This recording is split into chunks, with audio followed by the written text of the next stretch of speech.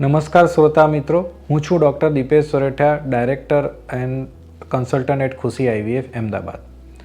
આજે આપણે વાત કરીશું, ઘણા બધા દર્દીઓ, ઘણા બધા તમારા રિલેટિવ્સ હોય છે જે વાત કરતા હોય કે સર અમને આઈવીએફ કરાવવાનું કીધું છે પણ એનું અમને ખબર જ નથી કે આઈવીએફ એટલે શું. પહેલું તો આપણે આઈવીએફ કરતા હોઈએ છીએ તો એનું ડિટેલ વિશે આપણે આજે ચર્ચા કરીશું. આઈવીએફ એટલે ઇન વિટ્રો ફર્ટિલાઇઝેશન.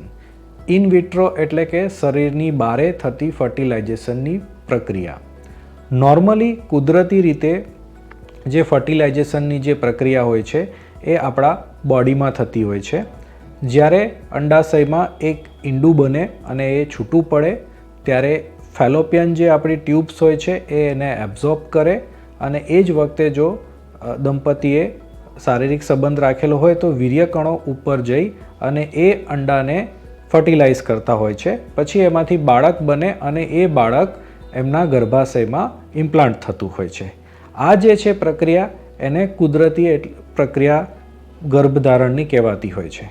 જ્યારે ઇન વિટ્રો ફર્ટિલાઇઝેશનમાં આ બધી જે પ્રક્રિયાઓ છે જે ફર્ટિલાઇઝેશનની એ શરીરની બહારે કરવામાં આવતી હોય છે.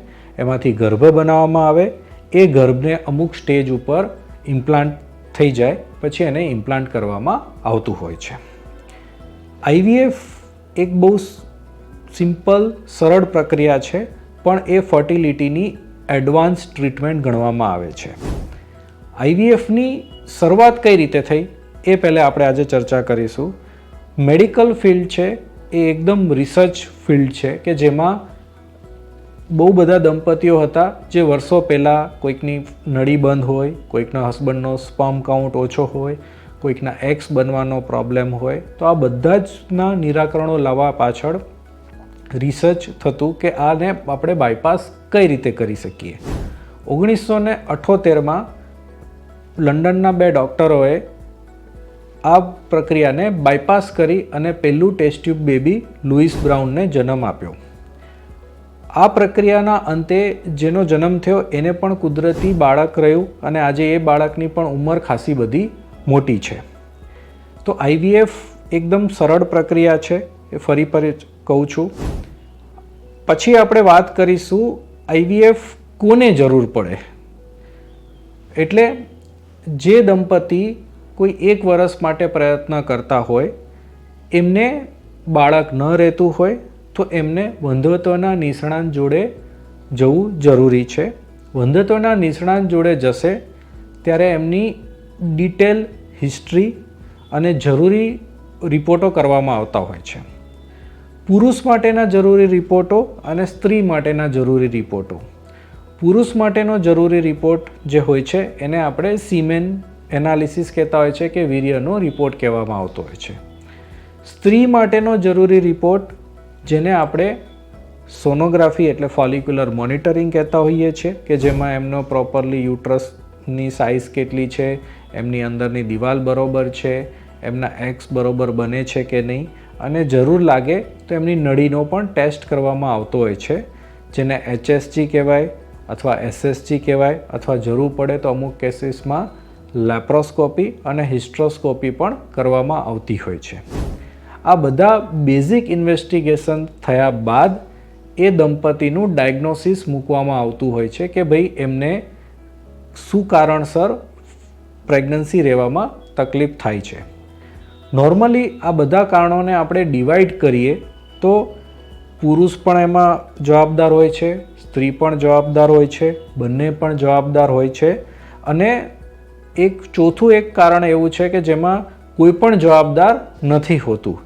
તો પુરુષ ફેક્ટરની વાત કરીએ આપણે તો કે પુરુષમાં વીર્યનો કાઉન્ટ 0 છે, એની મોટિલિટી ઓછી છે, અથવા એમની ગતિવાળા કણો ઓછા છે, અથવા કાઉન્ટ 0 જ આવે છે. આવા કન્ડિશનમાં પુરુષને પ્રેગ્નન્સી રહેવામાં તકલીફ થતી હોય છે.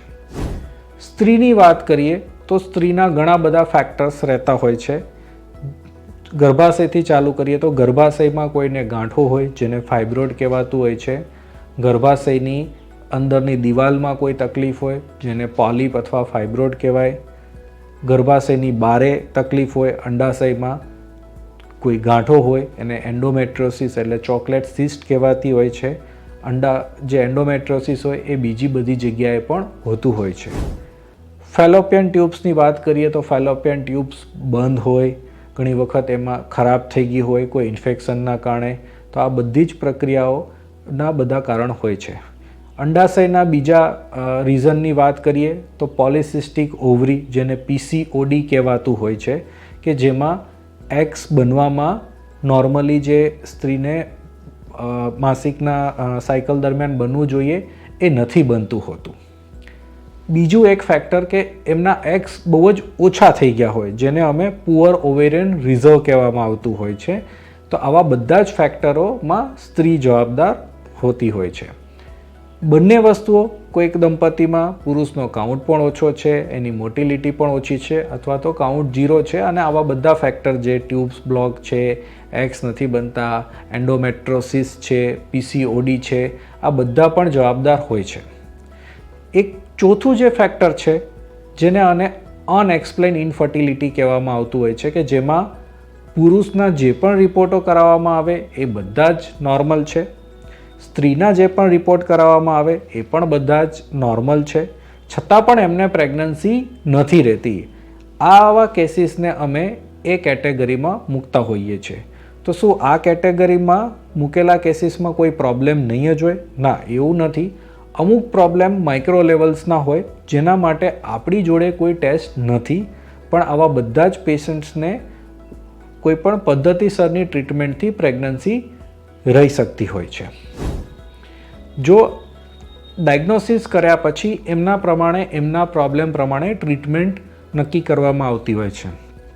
એસે અમારું રેફરલ સેન્ટર્સ છે, તો મોટાભાગના કેસીસ એવા બધા આવતા હોય કે જેમની આગળ બેઝિક ટ્રીટમેન્ટ પૂરી થઈ ગયેલી હોય, તો એમને આઈધર IUIની ટ્રીટમેન્ટ કે IVFની ટ્રીટમેન્ટ સજેસ્ટ કરવામાં આવતી હોય છે. જો આ બધા પ્રોબ્લેમ્સમાં જે લોકોને મેજર ફેક્ટર હોય કે ભાઈ સ્પર્મ બહુ જ ઓછા છે, કે જે લોકોના એગ્સ સારા નથી બનતા, એન્ડોમેટ્રોસિસ છે, એગ્સનો કાઉન્ટ ઓછો છે, જેમને અમે IVFની ટ્રીટમેન્ટની સલાહ આપતા હોઈએ છીએ. હવે આપણે વાત કરીશું કે what is the steps for the IVF treatment, કે IVF ટ્રીટમેન્ટના તબક્કાવાર પદ્ધતિઓ શું હોય છે. તો IVF ટ્રીટમેન્ટની જે પણ સારવાર થતી હોય છે એ 3 તબક્કામાં યુઝ્યુઅલી થતી હોય છે. પ્રી IVF ઇન્વેસ્ટિગેશન્સ એટલે પ્રી IVF અમુક બ્લડ રિપોર્ટ્સની જરૂર પડે, કોઈને જરૂર પડે ગર્ભાશયમાં મસો છે કે એમની લાઇનિંગ ચેક કરવાની છે, તો એના માટેની અમુક સર્જરી, હિસ્ટ્રોસ્કોપીની કે જરૂર પડતી હોય, તો પુરુષના પણ અમુક બ્લડ રિપોર્ટ્સની જરૂર પડતી હોય છે. આ બધા રિપોર્ટોના અંતે એમની IVFની પ્રક્રિયા શરૂ કરવામાં આવતી હોય છે. IVFની જે પ્રક્રિયા છે એમાં 3 તબક્કામાં પ્રક્રિયા કરવા